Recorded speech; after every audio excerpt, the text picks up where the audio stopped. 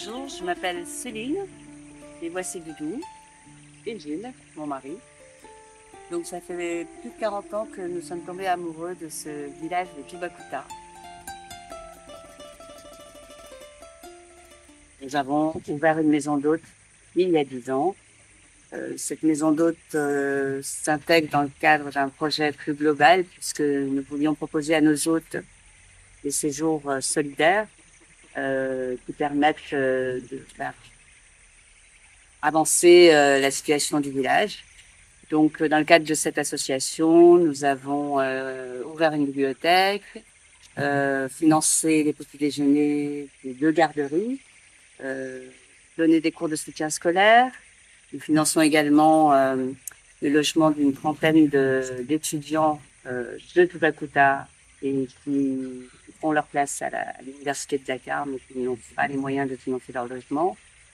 Enfin, donc le volet éducatif est vraiment important dans les actions que nous menons, puisque pour nous, c'est au cœur même de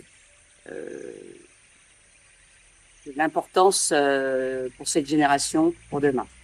Bonjour, parlons de Toubacouta. Toubacouta, c'est un village situé dans le delta du Saloum. Le village est situé à peu près à 300 km au sud de Dakar. Et le delta du Siné Saloum est un delta qui fait 80 000 hectares. C'est une zone qui est protégée et qui est classée patrimoine mondial de l'UNESCO depuis un certain temps. Tous les villages qui sont dans cette zone, qui soient situés dans les îles, parce qu'il y a des centaines d'îles dans ce delta, ou alors dans la partie continentale, sont très éloignés, sont assez enclavés, et ils sont un petit peu les derniers servis en ce qui concerne le réseau routier, les équipements de santé ou les équipements au niveau de l'éducation. On est un peu éloigné des zones touristiques, des zones industrielles ou économiques qui sont autour de Dakar essentiellement, ou plutôt dans le nord vers Saint-Louis. Donc effectivement, la région est très très belle, mais nous souffrons de beaucoup de manquements. À Toubacouta, on a 2 écoles primaires, Toubacouta 1, Toubacouta 2. L'école primaire Toubacouta 1, c'est une directrice qui dirige l'école de 420 élèves. Toubacouta 2, c'est M. Diamé qui dirige une école de 200 élèves. L'école joue un rôle très important dans cette jeunesse de Toubacouta.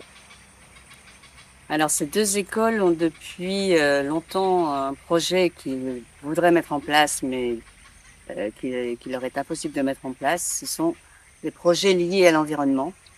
Ils voudraient pouvoir faire des plantations d'arbres dans l'enceinte de l'école, pouvoir créer un petit jardin potager et initier les enfants à la permaculture. Pour pouvoir aboutir à ces projets qu'ont mis en place les enseignants et les directeurs de ces 2 écoles, le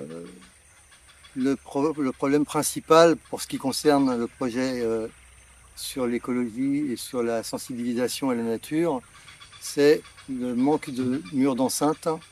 Les clôtures actuelles qui existent ou qui n'existent pas sont dans un état de délabrement tel que tout le bétail qui est en liberté ici peut divaguer et la moindre culture, la moindre semence sera mangée ou piétinée par les vaches, les chèvres, les moutons, tous les animaux qui se promènent dans le village. La deuxième chose, c'est que dans une de ces écoles, il y a 9 classes qui ne sont pas électrifiées. C'est-à-dire qu'il n'y a pas du tout d'électricité, il n'y a même pas de lumière dans les classes. Donc la journée, quand il fait beau, ça va, mais dès qu'il y a un nuage, il fait noir dans la classe. Et puis, en second, il y a quand même des projets au niveau de l'éducation qui sont liés à la technologie, avec des programmes sur ordinateur ou des projections vidéo, des choses comme ça. Et ils sont pour l'instant dans l'impossibilité de mettre en place ces programmes ou de travailler tout simplement dans des bonnes conditions avec du matériel de notre temps, on va dire. Sans oublier la demande de ces 2 imprimantes pour ces 2 écoles, c'est que vraiment ces écoles maintenant ont besoin de ces imprimantes pour pouvoir vraiment exercer toutes les activités que les élèves doivent le faire. Et maintenant, ils le font sur papier. Merci beaucoup. Donc effectivement, nous avons besoin de très bonne volonté, nous avons besoin de vous, pour pouvoir permettre à ces enfants de bénéficier d'un environnement scolaire sécuritaire et qui leur permette d'avoir accès à tout ce qui est éducation technologique, qui est indispensable pour le monde dans lequel ils vont évoluer demain. Donc, nous comptons vraiment sur vous et d'avance, nous vous remercions. Merci. Merci. Merci à vous.